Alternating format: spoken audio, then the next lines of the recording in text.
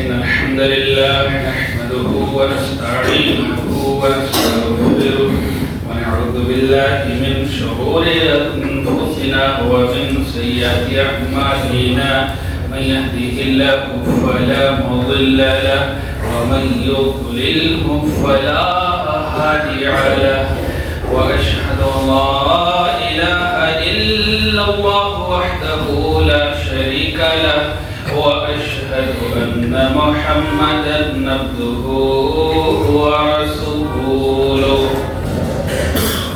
يا أيها الذين آمنوا اتقوا الله حق تقاته ولا تموتن إلا وأنتم مسلمون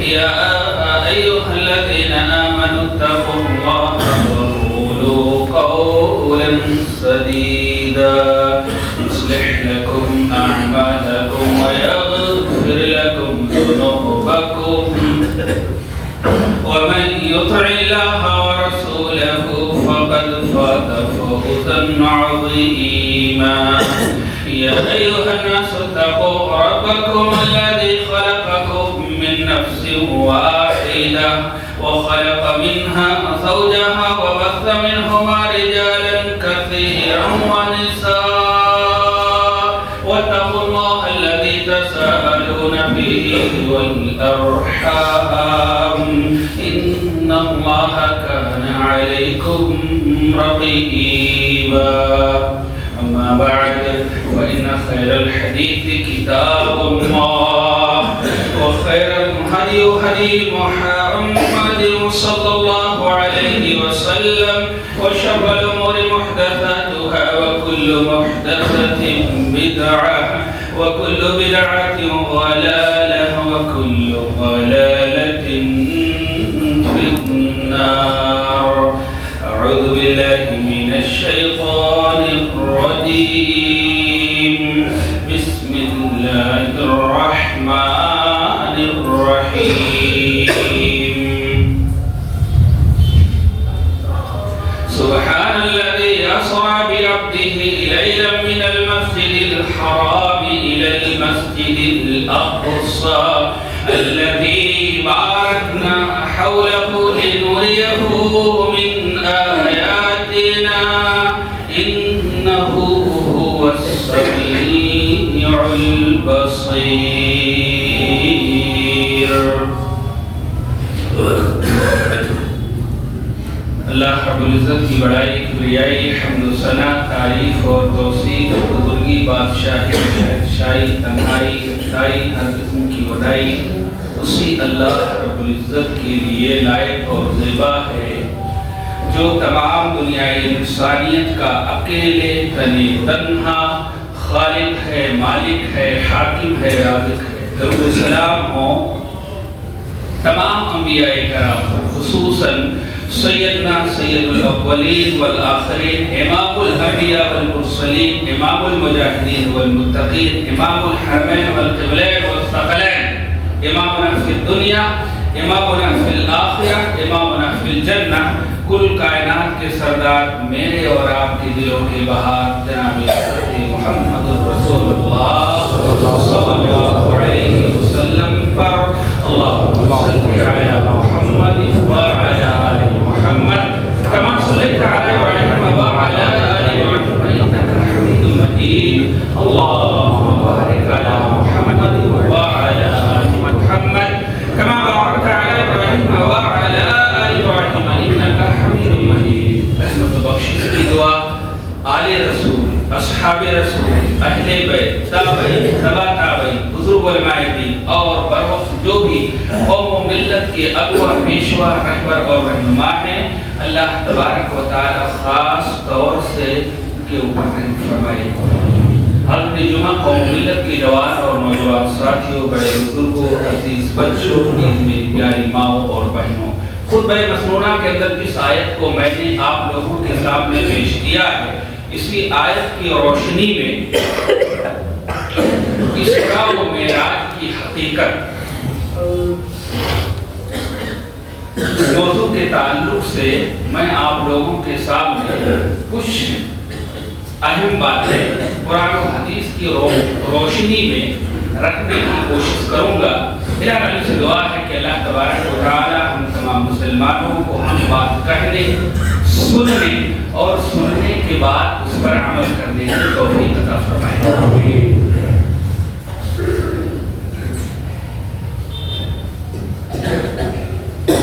اسراء اور معراج کا سفر قرآن مقدس کے اندر اللہ تبارک و تعالی نے بیان کیا۔ اس سفر کا ذکر اللہ تبارک و تعالی نے قرآن کے اندر بیان کیا، اور تقریباً 25 صحابہ کرام رضوان اللہ اجمعین نے احادیث مبارکہ کے اندر بیان کیا، جس کے اندر کچھ روایتیں بخاری شریف اور مسلم شریف کی۔ اسی آیت اور احادیث کی روشنی اسراء اور معراج کے تعلق سے کچھ اہم باتیں اور کچھ اہم نکات میں آپ لوگوں کے سامنے رکھنے کی کوشش کروں گا۔ سب سے پہلی بات کہ یہ کوئی عام واقعہ نہیں ہے، بہت اہم واقعہ ہے اور اس کا ایک پس منظر ہے۔ اس کا ایک پس منظر ہے، یہ واقعہ آیا کیوں، پیش کیوں ہوا، اس کا ایک پس منظر ہے۔ آپ تاریخ کو پڑھیں، کتاب ہے رحیق المختوم، بہت اہم کتاب ہے، سیرت کی کتاب۔ یہ وہ کتاب ہے کہ جس کتاب کے لکھنے والے، تالیف کرنے والے، جس کے مؤلف اسی ہندوستان کے اندر ہے، اور یہ کتاب اول انعام حاصل کرنے والی کتاب ہے پوری دنیا کے اندر۔ سیرت کی کتابوں میں اللہ پوری دنیا سے لوگوں نے سیرت کے کتابوں کو لکھا ہے، لیکن یہ کتاب اول پوزیشن لے کر کے آئی۔ مولانا صفی الرحمان مبارک پوری رحمۃ اللہ علیہ نے اس کتاب کو لکھا ہے۔ آپ کو یہ کتاب اردو، عربی، ہندی میں مل جائے گی، اس کتاب کو پڑھیے۔ اس کتاب کے اندر ایک پس منظر لکھا ہے، وہ پس منظر یہ ہے کہ حضرت ابو طالب کا جب انتقال ہو گیا، اس کے تقریباً 2 مہینے یا 3 دن کے بعد ہی حضرت خدیجہ رضی اللہ تعالیٰ عنہ کا انتقال ہو گیا۔ ذرا غور سے سنیں، پہلے کس کا انتقال ہوتا ہے؟ حضرت ابو طالب کا۔ اللہ کے نبی جناب محمد رسول اللہ صلی اللہ علیہ وسلم انتقال کے وقت آپ کے پاس جاتے ہیں اور کہتے ہیں کہ اے چچا جان، لا الہ الا اللہ کہہ دیجیے، آپ کے لیے میں سفارش کروں گا۔ اللہ، ابو جہل بیٹھا ہوا، مکہ کے بڑے بڑے سردار بیٹھے ہوئے ہیں، وہ بولتے ہیں آخری وقت ہے، وہ بولتے ہیں کیا آپ اب اپنے باپ دادا کے دین کو چھوڑ کے جائیں گے اس دنیا سے؟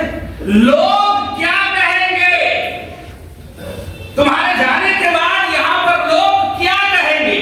آج میرے بھائی اور دوستوں، بہت سارے لوگ حق کو جانتے ہیں، بوجھتے ہیں، سمجھ میں بھی آ جاتی ہے، دماغ کے اندر پیوست آ جاتا ہے، لیکن خاندان کیا کہیں گے، لوگ کیا کہیں گے؟ یار اگر میں نے اس چیز کو مان لیا تو ہمارے گھر والے یہ والا بھائی کاٹ کر دیں گے۔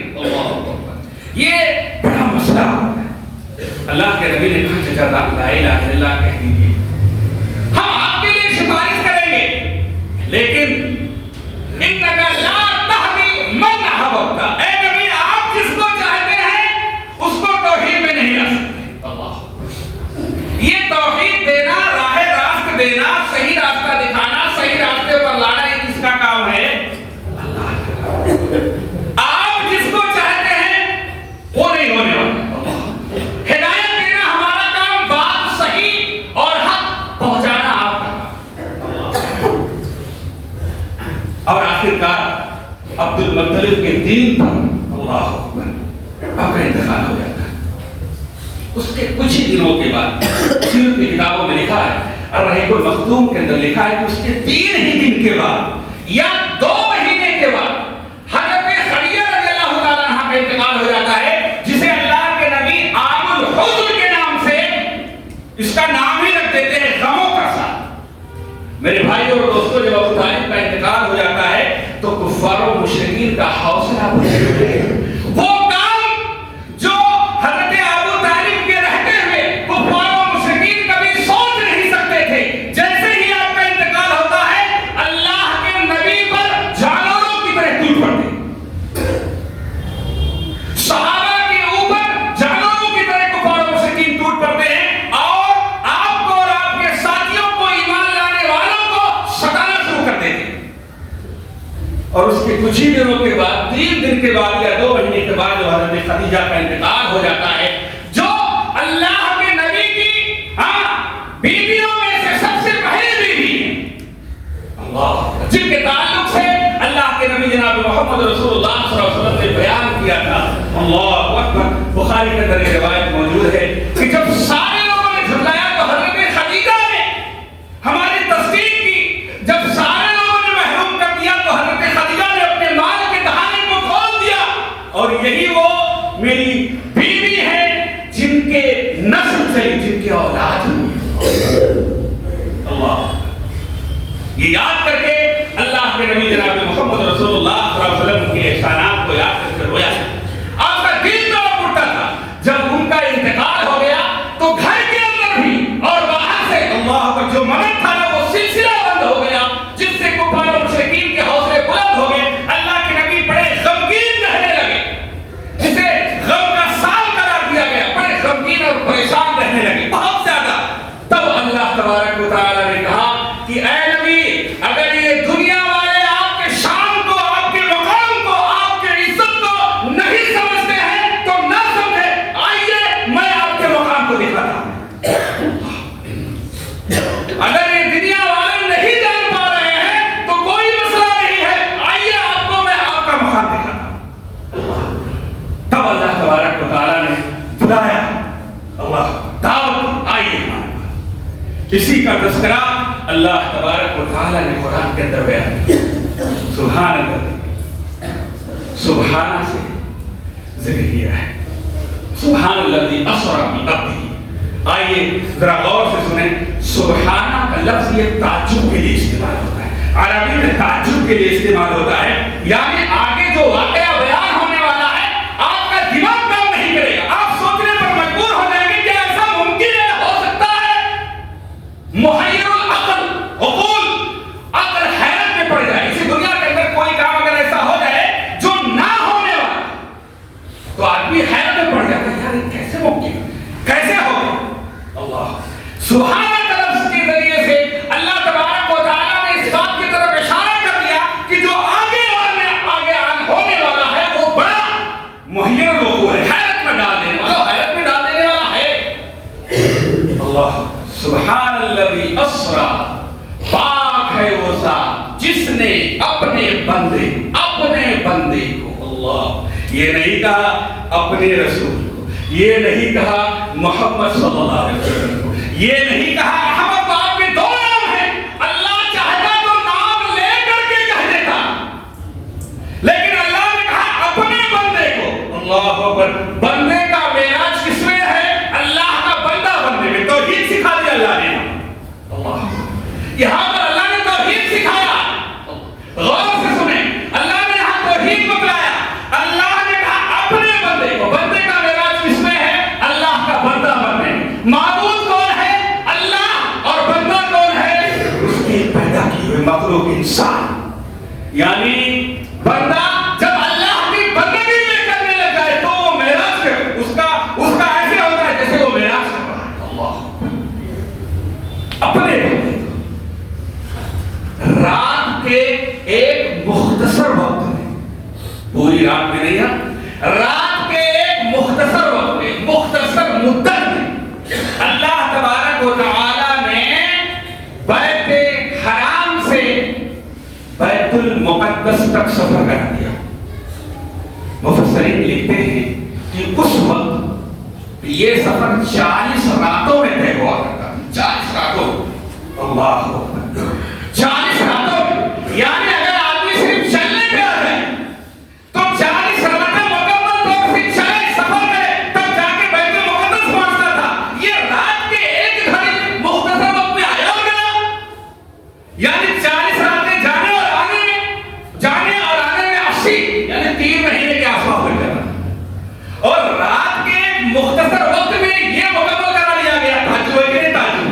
اللہ تعجب. لیکن میرے بھائی اور دوستو تعجب ہے، لیکن یہاں دیکھنا یہ ہے کہ سفر کرانے والا کون ہے؟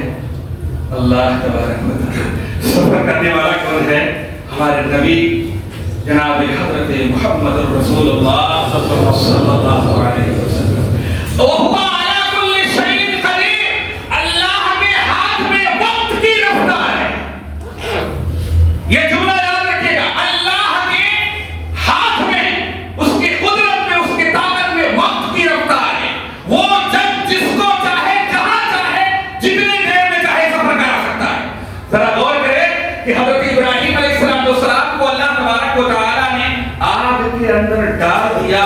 آگ کا کام جلانا ہے. اگر آگ جلانا بھول جائے تب اللہ اپنی قدرت کو دکھاتا ہے.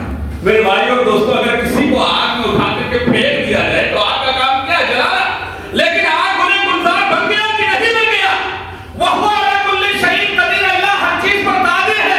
آگ کو ایسی بنانا عقل ہے. اللہ تبارک و تعالیٰ نے حضرت یونس علیہ السلام کو مچھلی کے اندر ڈال دیا، مچھلی کے پیٹ کے اندر ڈال دیا. میرے بھائی اور دوستو وہاں زندہ رکھا اللہ تبارک و تعالیٰ نے. زندہ رکھا کہ نہیں رکھا؟ زندہ رکھا. اور حضرت یونس علیہ السلام نے دعا کیسی کی؟ لا الہ الا انت سبحانک. دیکھیے یہاں بھی سبحانک سے اللہ تبارک و تعالیٰ نے اس آیت کی شروعات کی اور دعا حضرت یونس علیہ السلام کر رہے ہیں. لا الہ الا انت سبحانک.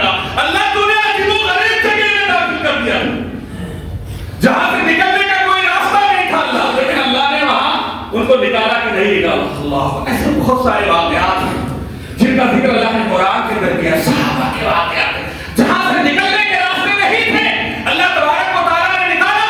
اصحاب کہف کو اللہ تبارک و تعالیٰ نے 300 سال سلا کیا. عقل ماننے کے لیے تیار ہے، لیکن ایسا ہوا ہے اللہ نے خود بیان کیا ہے. اللہ اکبر. تو وَهُوَ عَلَى كُلِّ شَيْءٍ قَدِيرٌ. اللہ ہر چیز پر قادر. سبحان الذي أسرى بعبده ليلا من المسجد الحرام إلى المسجد الأقصى. اللہ تبارک و تعالی نے اپنے بندے کو یعنی حضرت محمد رسول اللہ صلی اللہ علیہ وسلم کو رات کے ایک مختصر وقت میں یہ مکمل سفر کرا دیا. کہاں سے؟ مسجد حرام سے مسجد اقصی تک. یہ زمینی سفر ہے. اور مسجد اقصی سے مسجد اقصی سے لے کر ساتواں آسمان سے اوپر سدرۃ المنتہا، وہاں جہاں قلم کے چلنے کی آواز آتی ہے، جہاں ہمارے اور آپ کے نصیبے لکھے جاتے ہیں، اللہ کا حکم نازل ہوتا ہے. یہاں تک کہ اللہ کے نبی کو اللہ کے دربار میں پیش کر دیا گیا. اللہ نے جتنا اوپر چاہا، اللہ نے جتنا چاہا وہاں لے جایا گیا. جنت اور جہنم کی سیر کرایا گیا. اللہ کے نبی نے جنت اور جہنم کو اپنی نظروں سے دیکھا ہے. نظروں سے دیکھا ہے. ہاں، یہ مقام اور مرتبہ اللہ تبارک و تعالیٰ نے عطا کیا. میرے بھائی اور دوستو سفر کرنے سے پہلے اللہ کے نبی جناب محمد رسول اللہ صلی اللہ علیہ وسلم اس پورے واقعے کو بیان فرماتے ہیں. کہتے ہیں کہ میں اپنے گھر کے اندر، بعض روایتوں کے اندر آتا ہے ام ہانی کے گھر کے اندر سوئی تھی. جبریل امین آیا. موجودہ کے اوپر موجودہ آپ دیکھتے جائیے اور اللہ کے نبی کی شان اور شوکت کو دیکھتے جائیے کہ اللہ نے کیسے آپ کی شان کو بڑھایا ہے. دروازہ آپ کے چھت کو کھول دیا گیا. جس گھر کے اندر آپ سوئے ہوئے چھت کو کھول دیا گیا. ایک معجزہ ہے. اور اللہ کے نبی کو وہاں سے اٹھا کر کے کہا ہے حتیم کے اندر لے گئے. وہ لوگ بڑے خوش نصیب ہیں جو حج اور عمرہ پر جاتے ہیں. حتیم کو دیکھا. اللہ کے نبی کہہ رہے ہیں کہ وہاں لے گئے.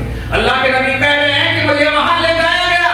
اور جب مجھے وہاں لے جایا گیا تو میں اس حالت میں وہاں جا کر کے میں نے کچھ آرام کیا. اور آرام کیسے کیا؟ اللہ کے نبی کہہ رہے ہیں کہ نہ تو میں سو رہا تھا مکمل طور پر اور نہ جاگ ہی رہا تھا، یعنی اونگ کے عالم میں تھا. اونگ کے عالم جس کو کہتے ہیں، نہ مکمل طور سے آدمی سوتا ہے اور نہ جاگتا. اس کے بعد میں اللہ کے نبی جناب محمد رسول اللہ صلی اللہ علیہ وسلم کہتے ہیں کہ مجھے آب زمزم کے پاس لے جایا گیا. سونے کا ایک برتن لایا گیا. سونے کا برتن لانے کے بعد جبریل امین آئے اور یہاں گلے سے لے کر ناک تک میں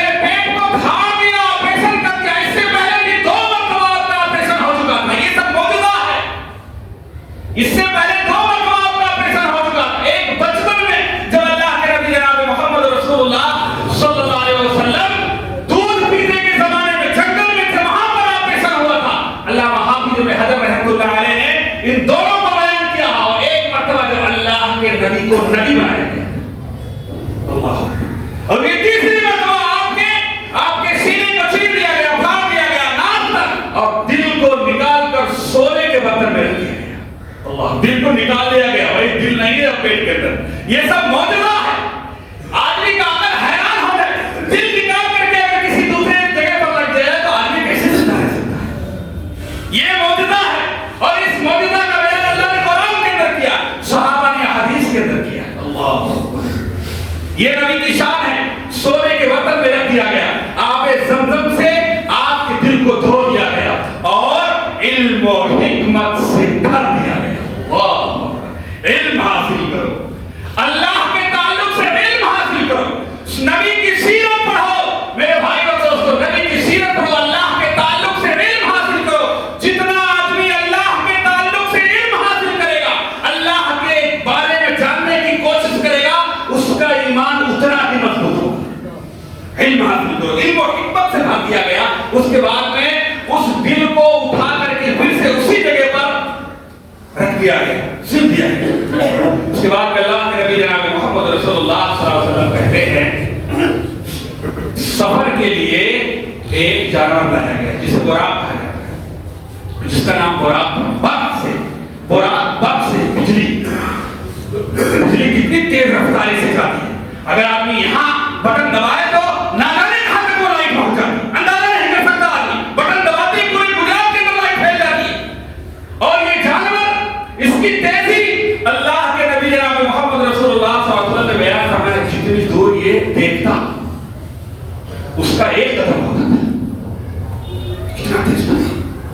اللہ کے نبی جناب محمد رسول اللہ صلی اللہ علیہ وسلم سے کہا گیا بیٹھ جائیے اس کے اوپر, کافی دن لگا ہوا, تیار ہے. اللہ, براق تیار ہے, بیٹھ جائیے اس کے اوپر. اللہ کے نبی اس کے پاس گئے تو تھوڑا سا اس نے اڑیل پن دکھایا, تھوڑا شوقی دکھایا, چھٹک کود کرنے لگا. کوئی جانور ہوتا ہے تو اڑیل ہوتا ہے, جیسے آدمی کو تو ادھر پڑھا کرتا ہے, تو یہ ادھر پڑھا کرنے لگا.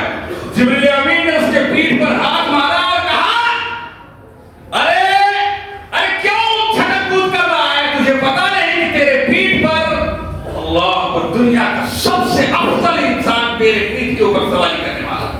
یہ مقام ہے. خاموش کھڑا ہو گئے, پسینے چھوٹ گئے, براق کے پسینے چھوٹ گئے. بخاری کے اندر, مسلم شریف کے اندر یہ روایت موجود ہے کہ پسینے زمین پر گرنے لگے. خاموش ہو, کھڑا.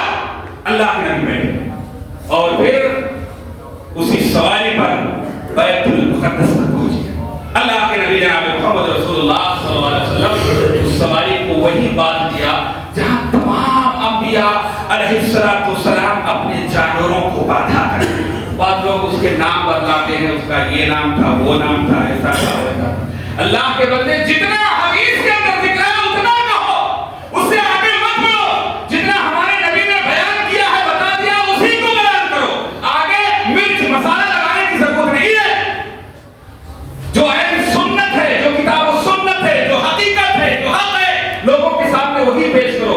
اللہ کے نبی کہتے ہیں جہاں تمام جانوروں کو, تمام انبیاء علیہ السلام اپنے جانوروں کو جس کنڈے میں باندھا کرتے تھے, انہیں لے جا کر کے میں نے بھی باندھ دیا اور بیت المقدس کے اندر گئے تو دیکھا اللہ اکبر, حضرت آدم علیہ السلام سے لے کر اللہ کے نبی جناب محمد رسول اللہ صلی اللہ علیہ وسلم کے درمیان میں کم و بیش 1,24,000 انبیاء اکرام سب کے سب بیت المقدس کے اندر. اللہ کے نبی نے حضرت آدم علیہ السلام کو دیکھا, یہ آدم ہے, یہ یوسف ہے, یہ ادریس ہے, یہ موسیٰ ہے, یہ عیسیٰ ہے, اور یہ یحییٰ ہے, یہ داؤد ہے, یہ ابراہیم. سب کو اپنی آنکھوں سے دیکھا, لیکن کسی کی جرات نہ ہوئی کہ کوئی نماز پڑھائے. نماز پڑھانے کے لیے تمام نبیوں نے کہا کہ چلیے آپ نماز پڑھیں. کیا ہے, امام الانبیاء ہے, آپ نے نماز پڑھائی کو رکھا. اللہ, یہ مقام دیکھیں, مقام دے رہا ہے اللہ تبارک و تعالیٰ. یہ دنیا والے آپ کے مقام کو نہیں سمجھتے, نہ سمجھے, لیکن آپ کے مقام کو میں بتلاتا ہوں کہ آپ کی شان کیا ہے. آپ نے تمام انبیاء علیہ السلام کی امامت کرائی. اور میرے بھائی اور دوستو, پھر امامت کرانے کے بعد, لوگوں سے ملاقات کرنے کے بعد, میرے بھائی اور دوستو, وہاں سے اللہ کے نبی بیت المقدس سے نکلے اور جیسے ہی نکلے جبریل امین اپنے ہاتھوں میں 2 برتن لے کر کے آئے. 2 گلاس کے نیچے 2 برتن لے کے آئے. ایک میں دودھ بھرا ہوا تھا, ایک میں شراب بھرا ہوا تھا. اللہ کے نبی نے دودھ کو پسند کیا اور اس کو نوش کر لیا, پی لیا. حضرت جبریل علیہ السلام نے کہا اے اللہ کے نبی, اب اگر آپ شراب پسند کیے ہوتے تو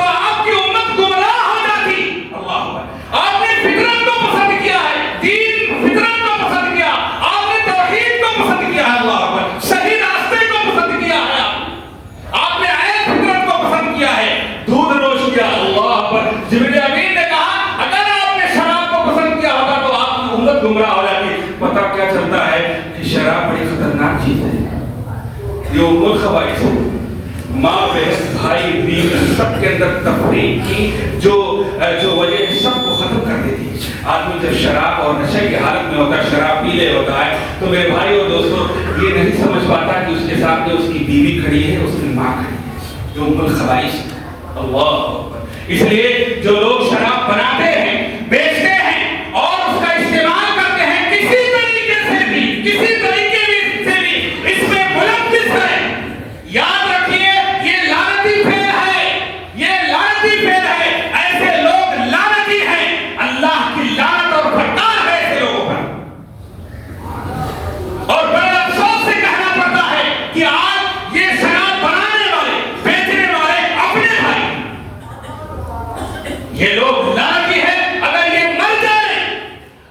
مر جائے میرے بھائی اور دوستوں, تو یہ اتنے بڑے لعنتی ہیں کہ ان کے جنازے کی نماز نہیں پڑھنی چاہیے. اتنے بڑے لعنتی ہیں کیونکہ قوم اور سماج کے اندر یہ ایسے جرائم انجام دیتے ہیں کہ یہ اسی لائق. اللہ کے نبی نے دودھ کو پسند کیا, عین فطرت کو پسند کیا. اس کے بعد میں اللہ کے نبی جناب محمد رسول اللہ صلی اللہ علیہ وسلم پہلے آسمان دوسرے آسمان سے ہوتے ہوئے آگے جاتے ہیں. انشاءاللہ یہ زمینی سفر رہا, یعنی جس کو اسراء کہتے ہیں, اور معراج کا سفر انشاءاللہ آنے والے جمعہ کے اندر میں بیان کروں گا.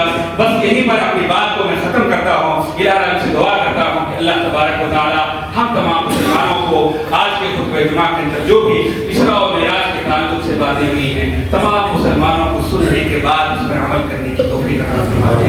الہ تعالیٰ ہم تمام مسلمانوں کو ایک کر دیں, قرآن و سنت کو صحیح طریقے سے سمجھنے والا بنا دے, توحید کو سمجھنے والا بنا دے, ایماندار بنا دے, توحید والا بنا دے, حق کو سمجھنے والا, جاننے والا, پھیلانے والا بنا دے, حق بات کہنے والا بنا دے, حق بات کہنے والا بنا دے, حق بات کہنے والا بنا دے.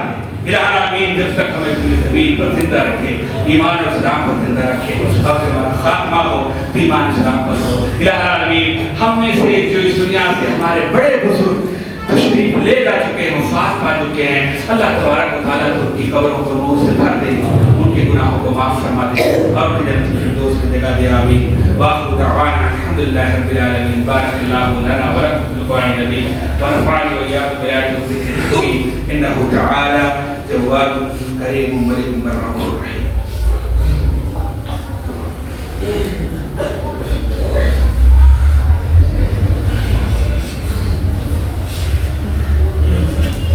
نحمده ونستعينه ونستغفره ونعوذ بالله من شرور انفسنا ومن سيئات اعمالنا, من يهده الله فلا مضل له ومن يضلله فلا هادي له, واشهد ان لا اله الا الله وحده لا شريك له, واشهد ان محمدا عبده ورسوله. اما بعد, فان خير الحديث كتاب الله, وخير الهدي هدي محمد صلى الله عليه وسلم, وشر الامور محدثاتها, وكل محدثة بدعة, وكل بدعة ضلالة, وكل ضلالة في النار. أعوذ بالله من الشيطان الرجيم. بسم الله الرحمن الرحيم. إن الله وملائكته يصلون على النبي يا أيها الذين آمنوا صلوا عليه وسلموا تسليما. اللهم صل على محمد وعلى آل محمد كما صليت على إبراهيم وعلى آل إبراهيم إنك حميد مجيد. اللهم بارك على محمد وعلى آل محمد كما باركت على إبراهيم وعلى آل إبراهيم إنك حميد مجيد. عباد الله رحمكم الله, إن الله يأمركم بالعدل والإحسان وإيتاء ذي القربى وينهى عن الفحشاء والمنكر والبغي يعظكم لعلكم تذكرون. إن الله يعلم ما تصنعون.